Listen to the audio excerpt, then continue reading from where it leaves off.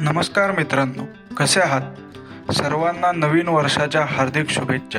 आज आपण ऑटोमोबाईल क्षेत्रात घडलेल्या महत्त्वाच्या गोष्टींविषयी काही जाणून घेणार आहोत. चला तर मग व्हिडिओला सुरुवात करूया आणि जाणून घेऊयात या क्षेत्रातील महत्त्वाच्या घडामोडी.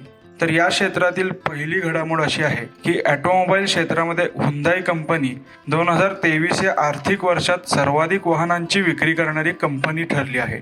हुंदाई कंपनीने या आर्थिक वर्षात तब्बल 6,02,111 युनिटची विक्री केली असून कंपनीच्या विक्रीमध्ये 2022 या आर्थिक वर्षापेक्षा 9% वाढ झालेली दिसून येत आहे.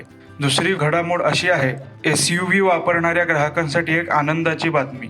जानेवारी महिन्यात एकूण 5 नवीन SUV लॉन्च होण्याची शक्यता. जानेवारीमध्ये Mercedes Benz GLS facelift, Hyundai Creta facelift, Kia Sonet facelift, Mahindra XUV 300 facelift आणि महिंद्रा XUV 400 इलेक्ट्रिक फेसलिफ्ट अशा SUV लॉन्च होण्याची शक्यता आहे. या SUVमध्ये ग्राहकांना अनेक नवीन फीचर्स व अपडेट मिळू शकतात.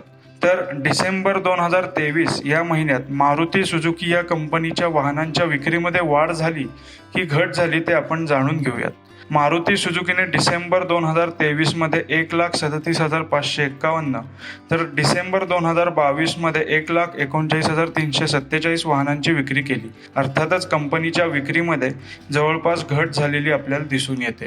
तर या होत्या आजच्या ऑटोमोबाईल क्षेत्रातील महत्त्वाच्या घडामोडी.